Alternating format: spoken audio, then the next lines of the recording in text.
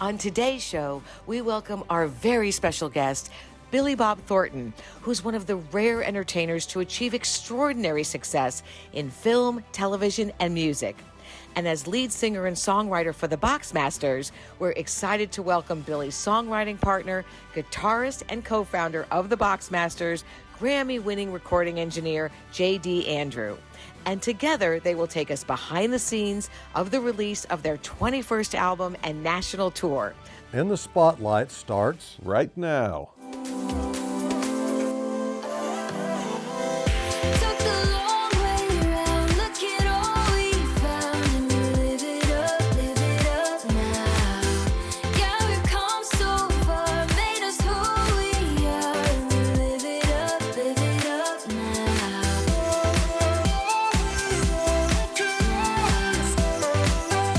I am super excited to have our next guests on the show. Our first guest is one of the rare entertainers who has achieved extraordinary success in film, television, and music. With numerous awards, including an Academy Award, 2 Golden Globes, and decades of acclaimed work in Hollywood, he has become one of the most respected storytellers of his generation. From Sling Blade and Monsters Ball to Fargo, Goliath, and Landman, just to name a few, his body of work is nothing short of extraordinary. His lifelong passion for music has fueled a decades-long successful career in music and as the lead singer and songwriter of the Boxmasters that he co-founded with our second special guest, songwriting partner and guitarist, Grammy-winning recording engineer J.D.Andrew. Since forming the band, they have released 20 albums, built a devoted international following, and shared the stage with legendary artists including ZZ Top, Steve Miller, Willie Nelson, and The Who. And beyond the many accomplishments, they are truly admired for their down-to-earth spirit, authenticity, and their creative genius, which has earned them the respect and admiration of fans and fellow artists worldwide. Please welcome to the show the founders of the Boxmasters, Billy Bob Thornton and J.D.Andrew.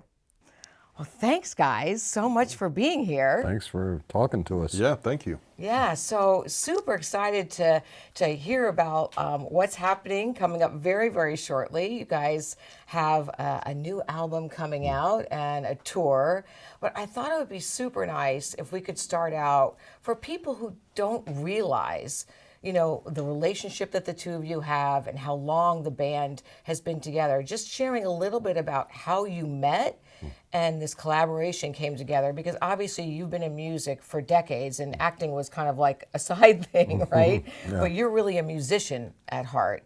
And how did the two of you get together to form the Boxmasters? Well, JD and I both grew up in music, and then we both came to LA for music, and then he ended up being an engineer, which was another passion of JD's, and I ended up, doing some movie stuff, and so in the 80s, when I was starving to death out here, I got a little thing here and there, and like on Matlock or something, and then I had to do it for a bit. So the only time that I had to, kind of set music aside was kind of the mid to late 80s. Just to pay the bills. Yeah. And it's like, oh, wow, I made $361 today playing, a pawn shop owner with one line. So, okay, well, I'll have to do that for a minute. And then things changed. And in the 90s, I started doing demos again and all that kind of stuff. And a lot of stuff from when I was a, teenager and in my 20s from bands like that, I was just re-recording some things. And then in the late 90s, I was going down Ocean Way in Nashville a lot because I had a friend who ran the studio and was doing some stuff down there. And then I bought a place that had a recording studio. Not like this one, but it was enough. Right. And I signed with Universal. Lost Highway was the label part of the Universal group, and made 4 solo albums.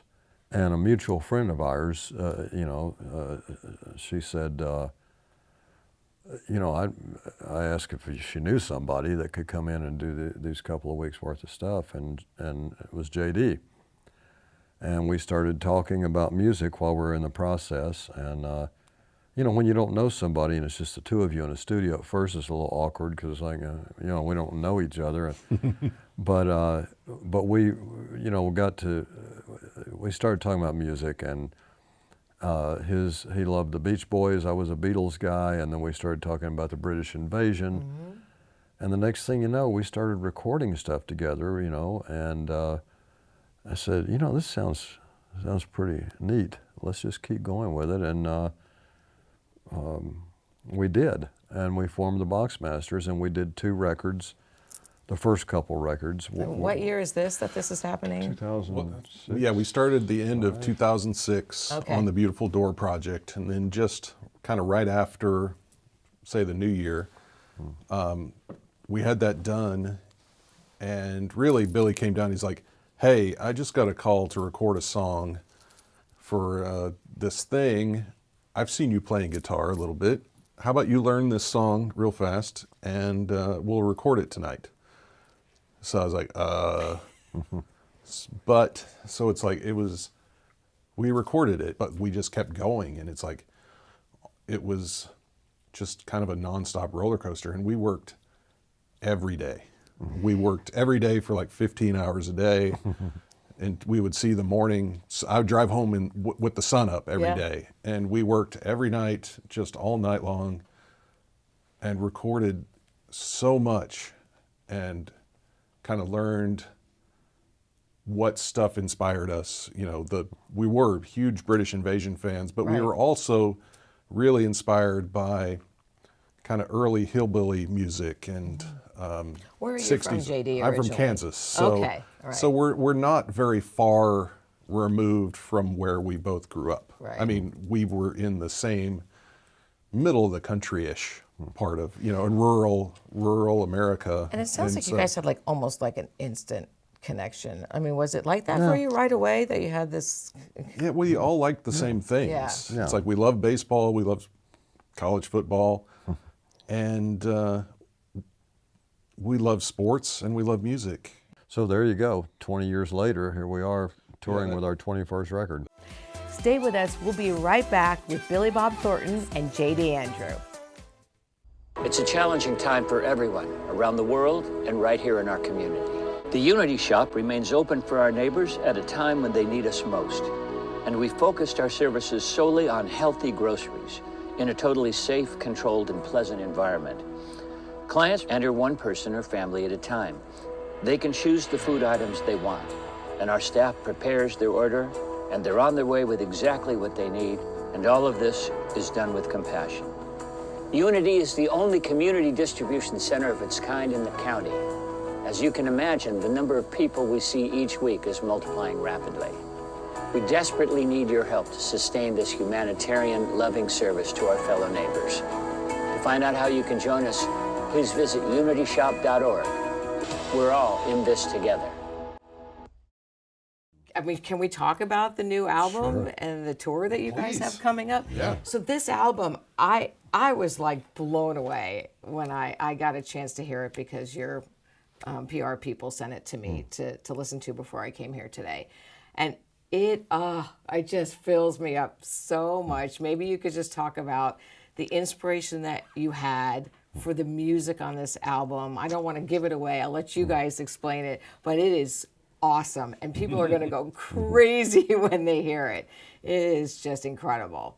Well, we like it very much, and the songs are really inspired by being in Morro Bay, by where my daughter's going to college. And if you have nothing to do all day, because I was off for a while and just up there with her, and you're just sitting there at this house looking out at the bay there, and a small town, and just, you know, you start thinking stuff. It just causes you to write. And so it's called In the Bay, and then Morro Rock, which is a very famous big, you know, rock mountain. Big rock, small rock mountain. in the water. And it's that sort of, we decided that's what a great thing to call the tour, the Morro Rock Tour. You know, and we have that on the cover of the album. And it's really, you know, we've, like JD said, your influences, you can't help but let them creep in. So you kind of sound like someone that you admired growing up and stuff you listen to, whether you're trying to or not. Mm-hmm. And every now and then you try to actually do that. And we'll never be as good as these guys. It's just that that's our influence. And so we did an album that was very influenced by the Beatles called Pepper Tree Hill. Mm-hmm. And we did that on purpose. And we even had Herb Alpert play a horn on the title song because we wanted that Beatley sort of era where they, you know, use horns on things, and especially piccolo. We have another girl named Ann King who has played horn on stuff to get that sort of Beatle thing. And then on this one, we were just talking about how, you know, we've got all this stuff that we keep collecting, you know, and it's like, let's use it. And we're both big admirers of Brian Wilson, you know, and the Beach Boys and the Pet Sounds. So we thought, you know, let's make our version of our Pet Sounds, you know. And that's really where the musical inspiration came from, was Brian Wilson, just using different instrumentation and the way, oh my gosh, and the way you use it, you know. Wait till you guys hear it. It is incredible. It really comes out, and I think he would be super touched if he had a chance to hear it. Like, really. I know, I'd love for him to hear it. I got to meet him one time, and he was very nice to me. Yeah. But it just, I really, because you can hear the inspiration from them in the album. It's just so touching. Well, I'd like, you know, we didn't go into it saying, let's make our version of Pet Sounds. Right. We just went into it with, Billy would bring a song and he'd say, hey, this song's called In the Bay. And we'd sit down and write it. And every one of these songs came together far too easily. Like, it was not, sometimes you struggle. I mean, a lot of the time, if he has a melody for a song, then they come together pretty quickly. Mm-hmm. This record, even when he didn't have a melody or a part of the song that was fully formed in his head, and he'd be like, here, this is the part, and he'd be like, well, just come up with the bridge, and it's like, bam, it would be there. And it wasn't like we were sitting there constructing things like with this giant plan in our minds. We were just playing songs. Each one came in this kind of flash of inspiration. And I didn't think about it being a Pet Soundsy kind of record until we kind of sat around and listened to it with the rest of the band on the bus one time. And it was like this big kind of epiphany. It's like, oh, that's what we're doing. Mm-hmm. It was... And then we went for it. And then it was like, okay, now we have a more focused vision on what this is going to be. So we were able to then come back, use those more obvious kind of guidelines for what this record would be, and we put it together and wrapped it up, and it's like, doggone, we did it. Yeah, you sure did. I mean, and it is incredible. I mean, the last time I heard the Beach Boys was at the Santa Barbara Bowl numerous years ago, and the minute it started, I could feel the influence, you know, that they had. But it's got its own unique. I mean, just some of the songs and the lyrics. I'm not going to give it away, but you just have to get it because it is just. Oh, I mean, it's just a great album. I'm super excited for everybody to hear it, and you're going to be dropping it on, is it June 12th, right? Yeah, June 12th. Which is, by the way, the night we leave for the tour. Right. Which is Exactly. kind of awesome. Yeah, the first it show just happened that way. The first show is June 13th. It was just, it is exactly, right. in a business sense, the perfect way to do it. Yeah, It's like, exactly. it's right there, so we'll be able to kind of talk about it leading up to the tour. And then when we're on tour, it's like, yeah, our record just came out. We've had Kirk McKim on lead guitar, Raymond Hardy on bass, Nick Davidson on drums, and then this year we've added David White, who's been on tour with us for a number of years, but as a guitar tech. Like Raymond was a guitar tech. Kirk, we kind of got thrown at the last second because another guitar player couldn't do the tour, and Nick was a reference through a really trusted friend, And it's like all these guys, and it's like this year, it's like, well, we got to make a little more sound. So it's like, well, who do we know? Yeah.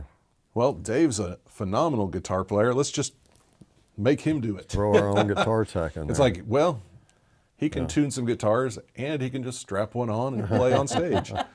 So it's like Multitasking. it's our guys, and it's like, we just like to promote from within, as they would say in corporate. great. But it's more, it's like, these are our friends, and we'd rather they're on stage with us anyway. Well, and on the bus. So maybe you guys are going on the tour. Maybe you could just share some of, I mean, you're going to a ton of cities. First of all, where do people go to find out all the different tour dates? Where's the best? It's at www.theboxmasters.com. Do you think anybody will understand that? It sounded like you were eating gumballs. No, Yes. it was good. Don't worry, we're going to have it on the screen as well. Just read it down here at the bottom. Yes, exactly. It's theboxmasters.com. There's a calendar with all the shows. There's ticket links there. Okay. There is a store page where you can buy merch, and we do all our own merch. It's like I'm the one who ships it out. We've learned how to do enough stuff internally that we can just kind of run our own business. It's like we don't have a manager. We have an agent who we can't live without, and he's the greatest agent that we've had, and we think probably is the greatest agent in history. It's really His great name when is you Nick. can He's say in that, by Nashville. the way. I mean, yeah, for for people who sure. don't understand, that's a great thing to be able to say. Yeah. So we have a really small organization. Yeah. And we're then on a big label, we do big tours, and yet the business part is a mom and pop Right. organization. Yeah. You know. When we return, more behind the scenes stories from the Boxmasters with Billy Bob Thornton and J.D.Andrew. I wanna build you up, I wanna make you strong. Those of us who play the game know that there is this intrinsic relationship between the challenges of the game and life itself. In the process of teaching young people about a fun activity that requires hard work, dedication, some skill, you were teaching them that the attributes that make them a better golfer are the same attributes that are used to make a good soldier, a good doctor, a good teacher, a good parent, a good citizen, a good person. The National School Program has really allowed the First Tee to have a broader and deeper impact on our society. Every single one of our 13,000 elementary children are being touched in a very positive way, and their schooling is being changed for the better.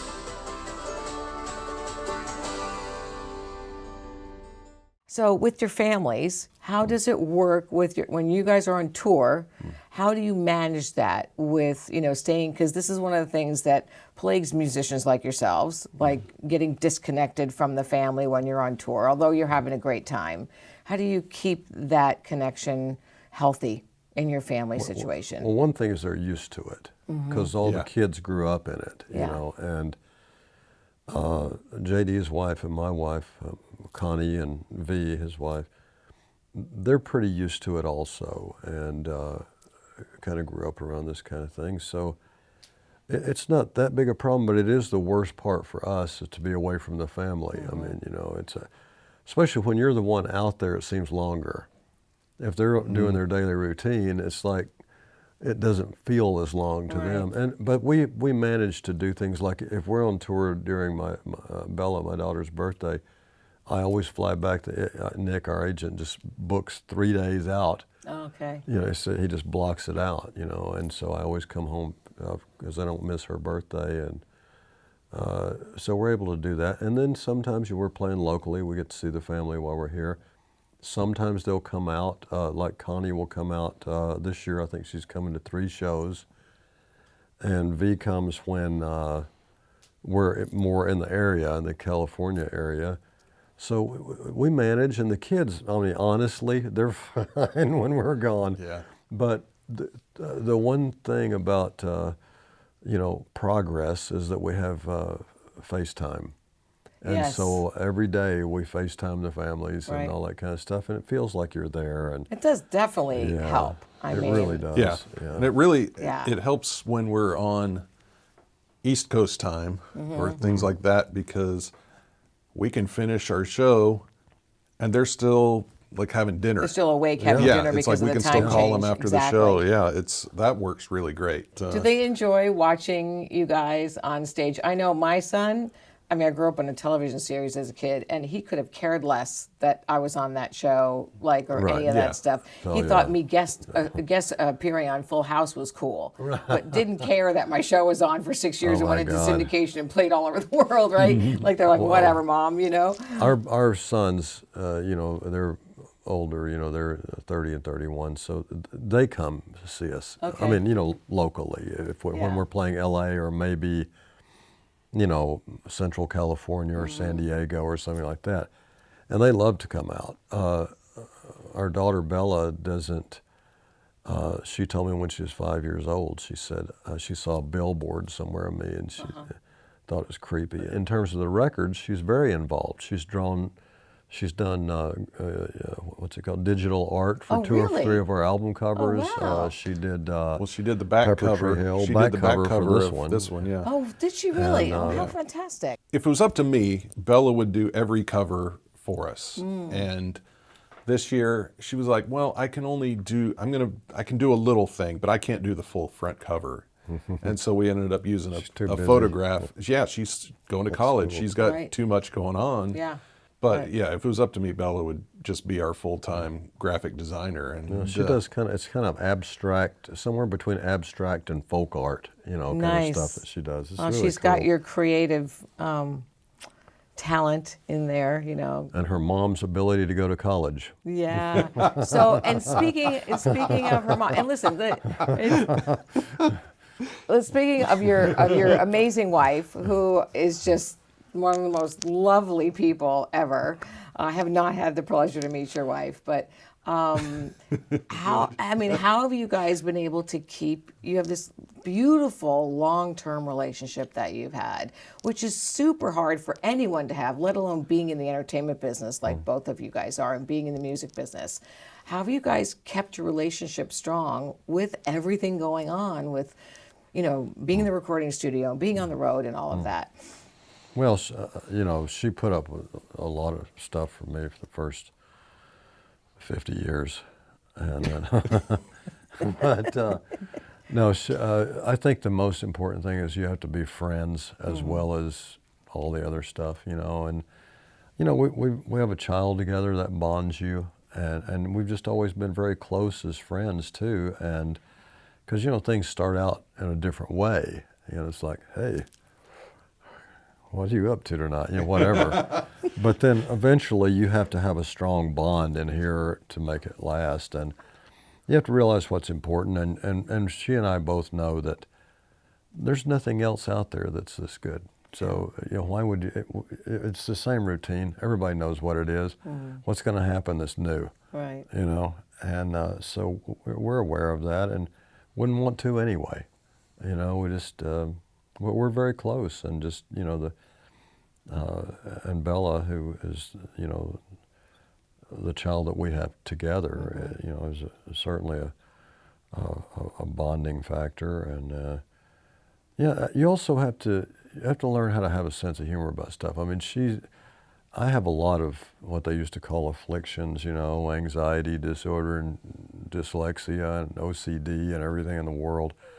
So after a while, you know this is somebody cool if they understand your crazy ways, you know. And so yeah, I've been around her long enough to where it's like she doesn't even notice me over there rearranging blocks on the table or something, you know. And so it's really about you find home. You know what I mean? If that makes any sense. Yeah. No. Well, it's just beautiful that you have that because the business can be tough, you know, No. and so to have that person behind you, and you know, I've had a lot of interaction with her while we were setting up this interview, and she's just super lovely. I mean, she's got such a beautiful spirit about her, and it's lovely to see you guys having that. This new album, I think people are going to be so excited about it. And I think it's super special that you also have found ways to include your family. I mean, as you guys know, my son's on the set with us right now. Right. He's at university too, but he's a phenomenal photographer, and I love having him part of my business life because I was taken away a lot when he was little, on the road, working and shooting and whatever. So just so people know, because the album's coming out, and even more importantly, people are going to want to see you on tour. I'm excited because I'm going to get to be there when you're here in our local area. We've got 2 tables right there under the stage, so that's going to be super fun. Oh, they put you on the ones under the stage. Well, It's it's gonna be not under. miserable. No, I'm in front of the stage. Sorry, not under. The You won't even see the I got show. the table under the stage. That's the one I booked from the third party person, right? And that's at the Canyon Club in Agora Hills, ladies and That's gentlemen. right. Yes, it is. June 14th. And I mean, like, it's a great place. Like, there's. I mean, I interviewed Mick Fleetwood when he was playing there, and Belushi was playing there. Anyway, Kenny Loggins. Okay, so when they want to get tickets and they want to make sure they're coming from you, and make sure they're getting the album from you, let's just talk one more time about where they go to do that. Yeah, it's our website, www.theboxmasters.com. Okay. There's a calendar there with all of the tour dates. There's a spot that says get tickets. Right. That takes you right to the official ticketing place for each venue that we get from them. And it's the official ticket site. Right. Well, I thank you both so much for your valuable time. I know you are actually recording today and you have a lot going on here in the studio. So thank you very much. Super excited about everybody hearing this new album. It's amazing. And I'm excited to come to the show. You guys should definitely get tickets. It's going to be incredible. Yes, I'm in front of the stage, not under the stage, to clarify. And looking forward to it so much. So thank you both. Really, really appreciate it. Thanks Thank very you. much. Thanks, J.D. Thank you. Thank you. When a new wave calls, you answer. When adventure calls, you answer. When the surf calls, you paddle out. When sunsets call, you find the best view. When the sand in your toes calls, you put more sand between them. When the ocean calls, you wave hello. Because when happiness calls, you answer. San Diego Happiness is calling you back. Locals love their human beings. Drive through, you know what that means. It was an accidental dance, an unintended romance. But the sun keeps shining, there's a silver lining. There are miles and miles and miles and miles ahead. I'll keep driving. I'd like to thank Billy Bob Thornton and J.D.Andrew so much for being with us today. Be kind, be grateful, and let's all tell at least one person how much we appreciate them today. Thanks for watching In the Spotlight.